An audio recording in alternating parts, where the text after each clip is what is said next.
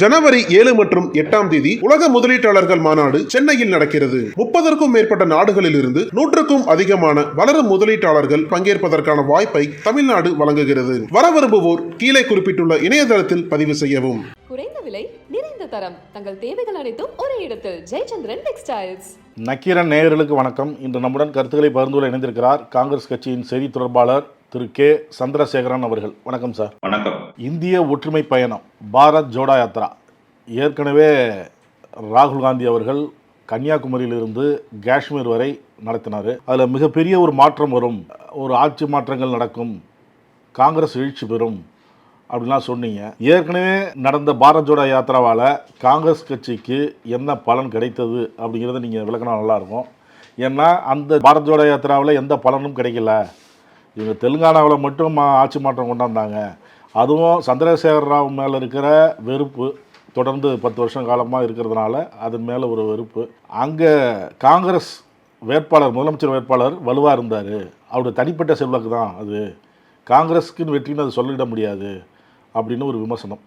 இந்த நிலையில் 2ஆம் கட்ட பயணமும் இப்போ ராகுல் காந்தி தொடங்க இருக்கிறார். அதில் என்ன பலன் கிடைக்கும்னு நினைக்கிறீங்க? முதற்கட்ட பயணம் இந்திய ஒற்றுமை பயணம்னு பாரத் ஜோடோ யாத்திரைன்னு தொடங்கினாரு. செப்டம்பர் 7ஆம் தேதி 2023ஆம் ஆண்டு தொடங்கிய கன்னியாகுமரியில் தொடங்கிய அந்த நடைப்பயணம் 136 நாட்கள்ல 12 மாநிலங்கள் 2 யூனியன் பிரதேசங்கள் வழியாக 4081 கிலோமீட்டர் நடைப்பயணம் நடைபெற்று காஷ்மீரின் ஸ்ரீநகரில் ஜனவரி 30ஆம் தேதி நிறைவு செய்தார். அதுல பாத்தீங்கன்னா 12 பொதுக்கூட்டங்கள், 100 தெருமுனை கூட்டங்களை அவர் நிகழ்த்தினார். அதன் மூலமாக பெரிய எழுச்சி ஏற்பட்டதை நாங்க பார்த்தோம். எப்படி என்று சொன்னால், நீங்க இந்தியா முழுக்க நடைப்பயணங்கள் பல விதங்கள்ல ஒரு புரட்சிகளை ஏற்படுத்தி இருக்கிறது. பயணங்கள்லாம் பாத்தீங்கன்னா, சைனாவை எடுத்துக்கிட்டீங்கன்னா உலகிலேயே 2 நடைப்பயணம் தான் ஒரு பெரிய புரட்சியை ஏற்படுத்திய பயணங்கள்னு நான் பாக்குறேன். வரலாற்றுல சைனால நடத்தின, மாவோ நடத்தின நெடும் பயணம் அப்படிங்கிற ஒரு பயணம் தான் அங்கு மன்னராட்சிக்கு முடிவு கட்டி மக்களாட்சி என்று சொல்லப்படுகின்ற கம்யூனிச ஆட்சிக்கு வழிவகுத்ததை அங்க பார்த்தோம். அதே மாதிரி இந்தியாவில் எடுத்துக்கிட்டீங்கன்னா தண்டி யாத்திரை, முதலில் உப்பு சத்தியாகிரகம் என்று தண்டி யாத்திரை, மகாத்மா காந்தியடிகளால் நடத்தப்பட்ட தண்டி யாத்திரை தான் இந்தியாவில் ஒரு சுதந்திர போராட்டத்திற்கு வழிவகுத்து இந்தியாவிற்கு சுதந்திரம் பெறுவதற்கான ஒரு அடித்தளத்தையே ஏற்படுத்திய ஒரு யாத்திரை என்று நான் பார்க்கிறேன். அந்த வகையில அதை ஒரு ஒப்பீடு செய்யவில்லை என்று சொன்னால் கூட அதற்கு ஈடு கொடுக்கும் வகையில் இந்த யாத்திரை திரு ராகுல் காந்தியினுடைய யாத்திரை இருந்ததை பார்க்கிறேன். முதல்ல அவர் அரசியல் ரீதியாக இந்த பயணத்தை, காங்கிரஸ் கட்சி ரீதியாக இந்த பயணத்தை மேற்கொள்ளவில்லைங்கிற ஒரு தெளிவை நான் இங்க குறிப்பிட விரும்புறேன். அவர் மக்களை சந்திக்க வேண்டும். நீங்க எந்த இடத்துலயும் காங்கிரஸ் கட்சியினர் சென்றோம், ஆனா அவர் காங்கிரஸ் கட்சிக்காரராக அல்லது கட்சி கொடியை ஏந்தி செல்லல. தேசிய கொடியை ஏந்தி தான் முதல்ல அவர் ஆரம்பித்தது. மக்களை சந்திக்க வேண்டும். ஒவ்வொரு மாநிலத்திலும் மக்கள் எப்படி கலாச்சாரம், பண்பாடு இவைகள் எல்லாம் அறிந்து கொள்ள வேண்டும். அந்த மாநில மக்களின் பிரச்சனைகளை புரிந்து கொள்ள வேண்டும். அதன் அடிப்படையில் செயல் திட்டங்களை வகுக்க வேண்டும்ங்கிற முறையில தான் அவர் சென்றார். அதை பொறுத்த வரைக்கும் அந்த யாத்திரை என்பது அவரே குறிப்பிட்டது மாதிரி, நான் அந்த மக்களோடு சென்ற பிறகுதான் பல விதங்களில் நான் என்னுடைய செயல்பாடுகளிலேயே மாற்றங்களை நான் பார்த்தேன் அப்படிங்கிற மாதிரி அவர் குறிப்பிட்டிருக்காரு. ஏனென்றால் ஒவ்வொரு மாநில மக்களுடைய பிரச்சனைகளையும் நேரடியாக அறிந்து கொள்வதற்கு அவருக்கு ஒரு வாய்ப்பு கிடைத்தது. எப்பவுமே மக்கள்கிட்ட போற தலைவர்கள் தான் மக்கள் தலைவராக உயர்ந்திருக்கிறார்கள்ன்றதை நம்ம பார்த்திருக்கோம். நீங்க மக்களிடம் அந்த கேப்பு அல்லது ஒரு தொடர்பின்மை இருந்துச்சுன்னா அவர்கள் தலைவர்களாக உருவாக முடியாது. அப்படி பார்த்தால் இன்றைக்கு 2019 தேர்தலிலும் சரி, 2014 தேர்தலிலும் சரி, ராகுல் காந்தி என்பவர் ஒரு பொருட்டே அல்ல அப்படி என்று எதிர்கட்சிகள், மோடிக்கும் ராகுல் காந்திக்கும் நீங்க ஈக்குவலே பண்ண முடியாது, இப்படி எல்லாம் சொல்லி இருந்ததை நம்ம பார்த்தோம். ஆனால் இப்பொழுது அதே எதிர்கட்சியினர், அதே பாஜகவினர் எல்லாம் என்ன சொல்றாங்கன்னா, ராகுல் காந்தி வந்துவிட்டால் என்று ராகுல் காந்திக்கு அவருடைய ஒவ்வொரு பேச்சுக்கும் பதில் கொடுக்கக்கூடிய ஒரு நிலைமைக்கு ஆளாகி இருக்கிறார்கள். அவரை பதவி நீக்கம் செய்யக்கூடிய அளவிற்கு கூட, அவருடைய பேச்சை பொறுக்க முடியாமல் பதவி நீக்கம் செய்யக்கூடிய அளவிற்கு கூட பாஜக சென்றிருக்கிறதெல்லாம் பார்த்தோம். மோடி அவர்கள் தனிப்பட்ட முறையில ராகுல் காந்தி அவருடைய குடும்பத்தினரை குறிவைத்து பேசக்கூடிய அளவிற்கு இன்றைக்கு வந்திருக்கிறது என்று சொன்னால், அது அவருடைய இந்த யாத்திரையினுடைய ஒரு எழுச்சி என்பதை நான் பார்க்கிறேன். 2வது, இதை தேர்தல் நோக்கில் என்று பார்த்தீர்கள் என்று சொன்னால், முதல்ல காங்கிரஸ் கட்சியினருக்கும் ஒரு பெரிய எழுச்சியை இந்த யாத்திரை கொடுத்திருக்கிறது என்பதை நான் குறிப்பிட விரும்புகிறேன். அதற்கு அடுத்து இந்த 5 மாநில தேர்தல், அதற்கு முன்பு கர்நாடகாவில் காங்கிரஸ் கட்சி ஆட்சியை பிடித்திருக்கிறது.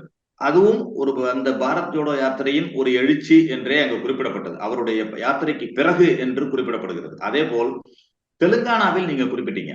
தெலுங்கானாவில் ஒரு 6 மாதத்துக்கு, அதாவது தேர்தல் நடப்பதற்கு 6 மாதத்திற்கு முன்பு அங்கு பிக்சர்லயே காங்கிரஸ் கட்சி இல்லை.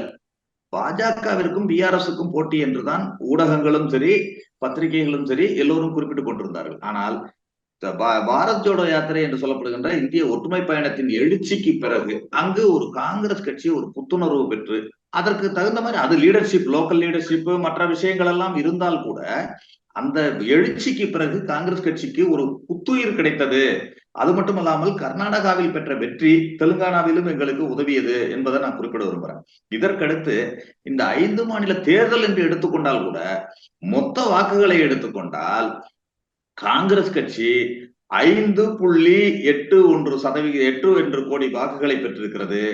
அதே போல ஆனால் பாஜக அதை விட 11 லட்சம் வாக்குகள் குறைவாகத்தான் பெற்றிருக்கிறது என்பதையும் இங்க குறிப்பிட விரும்புகிறேன். இந்த 5 மாநில தேர்தல்களையும் எடுத்து மொத்த வாக்குகளை எடுத்து பார்த்தால் கூட காங்கிரஸ் கட்சி தான் அதிக வாக்குகளை பெற்றிருக்கிறது என்பதையும் நான் உங்களுக்கு ஒரு மன ஆறுதல் தந்தாலும் வெற்றி பெற்றது யாரு, முதல்வர் ஆனது யாரு அப்படிங்கிறது தானே வரும். அதை பற்றி நான் எந்த கருத்தும், வெற்றி என்பது ஒரு வாக்கு, ஒரு ஓட்டுல வெற்றி பெற்றாலும் வெற்றி தான். ஆனால் அங்க காங்கிரஸோட ஓட் ஷேர் மட்டும் கிடையாது. காங்கிரஸோட, அதாவது காங்கிரஸ் இல்லாத பாரதம்னு மோடி அவர்கள் ஆரம்பித்து, பாஜக ஆரம்பித்து எல்லோரும் சொல்லிக் கொண்டிருந்தாங்கல்ல, அதில் இன்றைக்கு தோல்வி அடைந்திருக்கிறார்கள் என்பதை குறிப்பிட விரும்புகிறேன். இன்றைக்கு காங்கிரஸ் இல்லாமல் அங்கு இருக்க முடியாது, காங்கிரஸை தவிர்த்து ஒரு தேர்தல் நடைபெற முடியாது, அகில இந்திய அளவில் காங்கிரஸை தவிர்க்க முடியாது என்ற ரீதியில் இன்றைக்கு வந்திருக்கிறது இல்ல. அதை தான் நான் இங்க சொல்றேன். காங்கிரஸோட பிரசன்ஸ் இல்லாமல் இந்திய தேர்தல் என்பதே நடைபெற முடியாது என்பதை இன்றைக்கு புரிய வைத்திருக்கிறோம் என்பதைத்தான் நான் இங்க குறிப்பிட விரும்புறேன். ஏற்கனவே பாரத் ஜோடோ யாத்திரா நடத்தினாரு, அதனால எங்களுக்கு பலன் கிடைச்சது. காங்கிரஸுடைய வாக்கு வங்கி கூடியிருக்கு, காங்கிரஸ் இல்லாம அவங்களாலையும் தேர்தல் நடத்த முடியாது அப்படிங்கிற மாதிரிலாம் சொல்றீங்க. தெலுங்கானாவில் வந்து பாரத் ஜோடோ யாத்திரையுடைய தாக்கம்தான், கர்நாடகாவிலையும் அதோடைய தாக்கம்தான் அப்படின்லாம் சொல்றீங்க. இப்போ 2ஆம் கட்ட யாத்திராவை அவர் தொடங்குறதுக்கான ஆலோசனை, அந்த பணிகள்லாம் நடந்துட்டு இருக்கு. இப்போ அதுக்கு முன்னாடியே மோடி இங்கே வந்து தொடங்கிட்டாரு. 2024 புது வருடம் தொடங்கும் போது இங்கே திருச்சியில் வந்து தொடங்கிட்டாரு, பேசுகிறாரு. அதை எப்படி பார்க்குறீங்க? அவரும் அதுக்கு ஈக்குவலான பிரச்சாரத்தை கையில் எடுப்பார். அதுவும் தமிழ்நாட்டில் தொடங்கியிருக்கிறாரு. இப்போ ஏற்கனவே ராகுல் காந்தி கன்னியாகுமரியில் தொடங்குற மாதிரி ஒரு திருச்சியில் தொடங்கியிருக்காருன்னு வச்சுக்கலாம். இப்போ இன்னொரு விஷயம், ஏற்கனவே 5 மாநில சட்டமன்ற தேர்தலில் அவங்க கையில் எடுத்தது ராமர் கோயில் விஷயத்தெல்லாம் அவங்க பேசுனாங்க. இப்போ ஜனவரி 22ஆம் தேதி ராமர் கோயில் திறக்க போகுது. இதையும் வந்து அவங்க கையில் எடுப்பாங்க, என்னதான் சொன்னாலும் அவங்களுக்கு தான் அந்த வாக்கு வங்கி வரும் அப்படின்னாங்க. கடந்த ஒரு சில நாட்களுக்கு முன்பு ஒரு கருத்து கணிப்பு வெளியானது. அதுலேயும் பாரதிய ஜனதா கட்சி தான் மீண்டும் ஆட்சி அமைக்கும் அப்படிங்கிற மாதிரி கருத்துக்கள்லாம் பதிவானது. இதெல்லாம் எப்படி பார்க்குறீங்க? நீங்க பிரதமர் மோடி அவர்களும் சரி, பாஜகவும் சரி, எப்பொழுதுமே பாத்தீங்கன்னா தேர்தல் ஓரியன்ட் அவருடைய ஸ்பீச்சோ அல்லது அவர்களுடைய சுற்றுப்பயணமோ பாத்தீங்கன்னா தேர்தல் ஓரியன்டா தான் இருக்கும். நீங்க ராகுல் காந்தி அவர்களுடைய பாத யாத்திரையை எடுத்துக்கிட்டீங்கன்னா தேர்தலை பற்றி எங்கேயுமே பேசல. அவர் எந்த கூட்டத்தில் சென்று பேசினாலும் அவர் யாத்திரைகள் ஃபுல்லா பாத்தீங்கன்னா, நீங்க அந்த நேரத்துல குஜராத்ல தேர்தல் நடந்தப்ப கூட பிரச்சாரத்துக்கு போகல, அவர் கட் பண்ணிட்டு. நிறைய பேர் கூட அதை கிரிட்டிசைஸ் பண்ணாங்க. ஆனா நான் இந்த யாத்திரை என்பது மக்களை புரிந்து கொள்வதற்காக, மக்களுக்காக சென்று கொண்டிருக்கிறேன் என்பதை தான் குறிப்பிட்டார். இந்த 2வது யாத்திரை என்பது எப்படி செல்கிறது என்பதையும் குறிப்பிட விரும்புகிறேன். நீங்க ஜனவரி 14ஆம் தேதி 2வது யாத்திரை நியாய யாத்திரை என்று குறிப்பிடுகிறார். நியாய யாத்திரை என்பது மக்களுக்கு நீதி கிடைக்க வேண்டும் என்ற ரீதியில். ஏனென்றால் மணிப்பூரில் இன்றைக்கு ஒரு கலவரம் நடந்து இவ்வளவு நாட்களாகியும் அதற்கான நியாயம், நீதி கிடைக்கவில்லை. இந்த அரசாங்கத்தில் விவசாயிகளுக்கு நீதி கிடைக்கவில்லை, பெண்களுக்கு நீதி கிடைக்கவில்லை, ஏழை மக்களுக்கு நீதி கிடைக்கவில்லை என்பதற்காக அந்த பெயரை வைத்து இந்த யாத்திரையை தொடங்கி இருக்கிறார். ஜனவரி 14ஆம் தேதி மணிப்பூர் மாநிலம் இம்பாலில் தொடங்கி நாகாலாந்து, அஸ்ஸாம், மேகாலயா, மேற்கு வங்கம், பீகார், ஜார்க்கண்ட், ஒடிசா, சத்தீஸ்கர், உத்தரப்பிரதேசம், மத்திய பிரதேசம், ராஜஸ்தான், குஜராத் மாநிலங்கள் வழியாக, அதாவது 14 மாநிலங்கள் மொத்தம். அதுல 85 மாவட்டங்கள் உள்ளடக்கியத 6200 கிலோமீட்டர் 67 நாட்கள் இந்த யாத்திரை நடைபெற்று மார்ச் 20ஆம் தேதி மகாராஷ்டிராவில் நிறைவு செய்யும் வகையில் இந்த யாத்திரையை மேற்கொண்டிருக்கிறார். இது நடைப்பயணமாக இல்லாமல் சிறிது தூரம் நடைப்பயணமாகவும் சிறிது தூரம் பேருந்து பயணமாகவும் இதனை அமைத்திருக்கிறார்கள். ஏனென்றால் சில இடங்கள்ல அது மலைப்பகுதிகள் எல்லாம் இருக்கிறது. அதனால அது ஒரு பேருந்து பயணமாகவும் நடைப்பயணமாகவும் இதனை ஏற்றிருக்கிறார். நீங்க அதுல 2 விஷயங்களை நீங்க குறிப்பிடுறீங்க. பிரதமர் மோடி அவர்கள் வந்து பிரச்சாரத்தை ஸ்டார்ட் பண்ணிட்டு இப்ப ராகுல் காந்தி இவர் போறாருன்னு சொல்றீங்க. இதுல 2 விஷயங்கள், அதாவது நம்பிக்கை, மக்களுடைய நம்பிக்கையை யார் பெறுவார்கள் என்பதுலதான் ஒரு தேர்தல் வெற்றியோ அல்லது அடுத்த கட்டத்துக்கு ஆன நகர்வோ இருக்கிறது. நீங்க மக்களோட நம்பிக்கையில என்று எடுத்துக்கொண்டால் பிரதமர் மோடி அவர்கள் கடந்த 10 ஆண்டுகளில் அந்த பாஜக ஆட்சி என்ன சாதித்தது, அவர்கள் சொன்னதை எதையெல்லாம் செய்தார்கள் என்பதை மக்கள் பார்த்துக் கொண்டிருக்கிறார்கள். வெறும் ராமர் கோவில் என்ற ஒரு விஷயத்தை வைத்து மட்டுமே மக்கள் வாக்களித்து விடுவார்கள் என்று நான் நம்பவில்லை. ஏனென்றால் அது யாரும் எதிர்க்கவில்லை. நீங்கள் இன்றைக்கு ராமர் கோவில் கட்டுங்கள் ஆனா அவருடைய பேச்சில் வந்து மோடினா நம்பிக்கை, சொன்னதை செய்வார் மோடி அப்படின்னு ஒரு நம்பிக்கை மக்கள்கிட்ட கிடைச்சிருக்குன்னு பேசுறாரு மேடையில். அதுதான் நான் சொல்றேன். என்ன இருந்திருக்கு, அவர்களுடைய தேர்தல் அறிக்கையில குறிப்பிட்டபடி 2 கோடி பேருக்கு வேலை வாய்ப்பு தருவோம் என்று சொன்னார்கள். வெளிநாட்டில் இருக்கும் கருப்பு பணத்தை எல்லாம் கொண்டு வந்து மக்களிடம் எல்லோரிடம் தருவோம் என்று சொன்னார்கள். அதெல்லாம் 15 லட்சம்னு சொன்னது இல்லைன்னு சொல்லிட்டாங்க. அவங்க பேசுனது வந்து ஏதோ அப்படி இல்லை, அப்படி சொல்லவில்லை, இப்படி சொல்லவில்லைன்னு சொல்லிட்டாங்க. ஆனாலும் வெளிநாட்டில் இருந்து இருக்கும் கருப்பு பணத்தை கொண்டு வந்தார்களா என்ற கேள்வி இருக்கிறது. அதே போல பெட்ரோல் விலையை எவ்வளவு குறைப்போம் என்று சொன்னார்கள். ரூபாயின் மதிப்பை எப்படி உயர்த்துவோம் என்று சொன்னார்கள். இதெல்லாம் செய்தார்களா என்ற கேள்வி எழுந்தால் அதெல்லாம் இல்லை. நாங்க இதை செய்தோம் என்று சொல்லுகிறார்களே தவிர இவர்கள் குறிப்பிடத்தக்க செய்திகள், அவர்கள் குறிப்பிட்ட அளவிற்கு இந்த 10 ஆண்டுகளில் செய்த சாதனை என்ன என்று கேட்டால் இல்லை. நீங்க 100 பணக்காரர்களாக இருப்பவர்கள் 1000 பேர் பணக்காரர்களாக ஆயிருக்காங்க, அவ்வளவுதான். ஆனா ஏழைகளாக இருப்பவர்கள் பரம ஏழைகளாக ஆனதுதான் இவர்களுடைய ஆட்சியில் கண்ட பலன் என்பதுதான் மக்கள் பார்த்து கொண்டிருக்காங்க. அதனால இன்றைக்கு காங்கிரஸ் கட்சியை எடுத்துக்கொண்டால் இப்பொழுது அதாவது பாஜக ஆட்சிக்கு வந்த பிறகு சில மாநிலங்களில் ஆட்சியை பிடித்த பிறகு கூட காங்கிரஸ் கொடுத்த வாக்குறுதிகளை நிறைவேற்றி இருக்கிறது. இன்றைக்கு கர்நாடகாவில் எடுத்துக்கொண்டால் அவர்கள் கொடுத்த உத்தரவாதத்தை நிறைவேற்றி இருக்கிறார்கள்.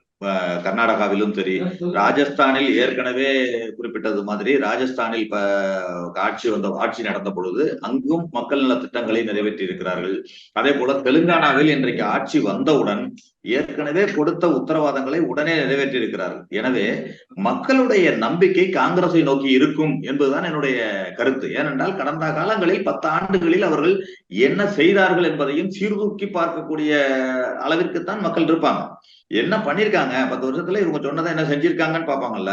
பார்க்கிறப்ப மோடி அவர்களும் அந்த பாஜக ஆட்சியும் கொடுத்தவற்றை நிறைவேற்றவில்லை, கொடுத்த வாக்குறுதிகளை நிறைவேற்றவில்லை. நமக்கு என்ன அப்படின்னு தானே நினைப்பாங்க. மக்களுக்கு என்ன கிடைத்திருக்கிறது? நீங்க ராமர் கோயில் கட்டினீங்க, ரைட்டு, எல்லோருக்கும் கடவுள் நம்பிக்கை இருக்கு, அது கட்டினீங்க, இல்லைன்னு சொல்லல. ஆனா என்ன, எனக்கு வேலை வாய்ப்பு கிடைத்ததா? என்னுடைய குடும்பத்தில் ஒருவர் வேலை பெற்றிருக்கிறாரா? என்னுடைய குடும்பத்தோட எக்கானமி உயர்ந்திருக்கிறதா? நீங்க அம்பானி அதானி போன்ற முதலாளிகள் உயர்வதை வந்து யாரும் அதனால ஏழை மக்களுக்கு என்ன பலன், நீங்க விவசாயிகளுக்கு என்ன பலன் அப்படிங்கிற கேள்வி இருக்குல்ல. அதனால் இவர்கள் வெறும் வாய்ச்சொல்லில் வீரர்களாக மட்டுமே செயல்பட்டு கொண்டிருக்கிறார்கள் என்பதுதான் உண்மை. இந்த 2வது கட்ட நியாய யாத்திரை என்று ராகுல் காந்தி அவர்கள் 67 நாட்கள் சுற்றுப்பயணம் முடிந்து வரும் பொழுது இந்தியாவில் ஒரு மாற்றத்திற்கான ஒரு புரட்சியாக இது அமையும். கண்டிப்பாக இது ஒரு ஆட்சி மாற்றத்திற்கான ஒரு பயணமாக அமையும் என்பது மட்டும் உறுதி. இப்போ திருச்சியில் வந்து மோடி பேசினதுக்கு அப்புறம் அண்ணாமலை பேசும் பொழுது தமிழக மக்களுடன் பிரதமர் மோடி அவர்கள் ஒன்றிணைந்து விட்டார், அந்த அளவுக்கு அந்த தாக்கம் ஏற்படுத்தியிருக்கு பிரதமர் வந்த பேச்சு, பிரதமர் வந்து இங்கே கலந்து கொண்டது, பேசுனது விஷயங்களை. நிச்சயம் தமிழகத்திலேயும் ஒரு மாற்றம் வரும், பாஜக மாற்றம் வரும். இல்லைங்க, நீங்க நம்ம வந்து உங்களுக்கும் தெரியும், எனக்கும் தெரியும், அரசியல்லையும் ஊடகத்திலையும் இருக்கிறப்ப ஒரு பிரதமர் வருகிறாரு, அவர்கிட்ட ஒரு வர்றாரு என்று சொன்னால் ஒரு சில எதிர்பார்ப்புகள் இருக்கும் மக்கள்கிட்ட. என்ன எதிர்பார்ப்பு இருக்க போகுது? இன்றைக்கு ஒரு பெருமழை வெள்ளத்தை தமிழ்நாடு சந்தித்திருக்கிறது, பேரிடரை சந்தித்திருக்கிறது. ஒரு இடம் கூட கிடையாது, சென்னை மட்டும் இருந்தா கூட பரவாயில்ல, சென்னை மட்டும்தான், அதனால மற்ற மாவட்டத்துல பிரச்சனை இல்லைன்னு சொல்லலாம். தென் மாவட்டங்களும் பாதிக்கப்பட்டிருக்கிறது. அப்படி இருக்கும் சூழ்நிலையில மாநில அரசு பல நிதி வேண்டும் என்று திருப்பி கோரிக்கொண்டிருக்கிறது. இவர்கள் என்ன செய்திருக்க வேண்டும்? நாங்கள் உங்களோடு இருக்கிறோம். அவர் என்ன சொல்றாரு? நீங்க உடைமைகளை இழந்திருக்கிறீர்கள், உயிர்களை இழந்திருக்கிறீர்கள், நாங்கள் உங்களோடு இருக்கிறோம்னா எதை சொல்ல வேண்டாம்? நாங்கள் இன்டரிமாக அட்லீஸ்ட் நீங்க 21,000 கோடி மாநில அரசு கேட்கிறதா? அப்படியே கொடுக்கறதுக்கு தேவையில்லை. ஏன்னா ஆய்வு செய்து அந்த அறிக்கையை வெளியிட்டு அதற்கு பிறகு ஒரு எவால்வேட் பண்ணி தான் கொடுப்பாங்க, எந்த துறையாக இருந்தாலும். ஆனால் ஒரு இன்டரிம் இடைக்கால நிதியாக நாங்கள் 5000 கோடி தமிழகத்திற்கு வழங்குகிறேன் என்று சொல்லி இருந்தால் நீங்க வந்து தமிழக மக்களோடு இருக்கிறேன் என்று சொல்வதற்கான ஒரு அடையாளமாக இருக்கும். இவர்கள் பேசுவது மட்டும் தமிழக மக்களோடு நிற்கிறேன், உங்களோடு நிற்கிறேன், என்னோடு நிற்கிறேன் என்று பேசுறாரு. அதாவது வாயில் வடை சுடுவதை மட்டுமே அவர்கள் செய்து கொண்டிருக்கிறார்கள் என்பதை மக்கள் பார்த்துக்கிட்டு இருக்காங்க. நீங்க அப்படி அதே மாதிரிதான் தமிழை பற்றி ஐநா சபை வரைக்கும் பேசினார் ஒரு பிரதமர் என்று சொல்றாங்க. ஆனா தமிழுக்கும் மற்ற மொழிகளுக்கும் எவ்வளவு நீங்க நிதி ஒதுக்குனீங்கன்னு கேட்டா அதற்கு பதில் இருக்காது. தமிழுக்கு 30 கோடி ஒதுக்கிட்டு மற்ற சமஸ்கிருதத்துக்கு 300 கோடி ஒதுக்குறாங்க. ஆக இவர்கள் சொல்வது ஒன்று, செய்வது ஒன்று. எங்களோட நிற்கிறோம் என்று சொன்னால் அதற்கு அடையாளம் என்ன? நாங்க உங்களோட நிற்கிறோம் அப்படின்னு சொன்னா ஒரு பிரதமராக இருப்பவர் அந்த தமிழ்நாட்டுக்கு என்ன தேவையோ அந்த திட்டங்களை அறிவிக்க வேண்டும். நீங்க இன்றைக்கு திட்டங்கள், அதாவது நீங்க ஒன்று நிதி தரவில்லை, இரண்டாவது திட்டங்களை தந்தார்களா என்று கேட்டால் அதுவும் இல்லை. இன்னைக்கு மெட்ரோ ரயில் திட்டத்துக்கு மற்ற மாநிலங்களுக்கெல்லாம், உத்தரப்பிரதேசத்துக்கெல்லாம் 10 மடங்கு 20 மடங்கு தரும் இந்த மத்திய அரசு தமிழ்நாட்டுக்கு 5% தான் கொடுத்திருக்காங்க மெட்ரோ ரயில் 2ஆம் கட்ட விரிவாக்கத்துக்கு. ஆக இவர்கள் எல்லாவற்றிலும் ஓரவஞ்சனையாக தமிழகத்தை வஞ்சிப்பதை மக்கள் பார்த்து கொண்டிருக்கிறார்கள். அதற்கான முடிவு தேர்தலில் அவர்கள் காட்டுவார்கள் என்பதுதான் உண்மை. இதேதான் மற்ற மாநிலங்களிலும் நடந்து கொண்டிருக்கிறது. இவர்கள் செய்யும் செயல்களை எல்லாம் மக்கள் தொடர்ந்து பார்த்து கொண்டிருக்கிறார்கள். அதை தேர்தல் மூலமாக இவர்களுக்கு பாடத்தை புகட்டுவார்கள் என்பதுதான் என்னுடைய கருத்துக்களை பகிர்ந்து கொண்டதற்கு நன்றி சார். நன்றி நன்றி. நக்கீரன் டிவிக்கு சப்ஸ்கிரைப் செய்யுங்கள். உங்கள் ஆதரவே எங்கள் பலம். ஆசிரியர்களுக்கு நண்பனாகவும் மாணவர்களுக்கு ஆசானாகவும் திகழும் தேர்வு வழிகாட்டி. ஒவ்வொரு பாடத்திற்கும் அனுபவமிக்க ஆசிரியர்களின் துல்லியமான தெளிவான விடைகள். CNC இருக்கு, தேர்வு பயம் எதற்கு? இது தீரன் பப்ளிஷிங் ஹவுஸ் விற்பனை வெளியீடு.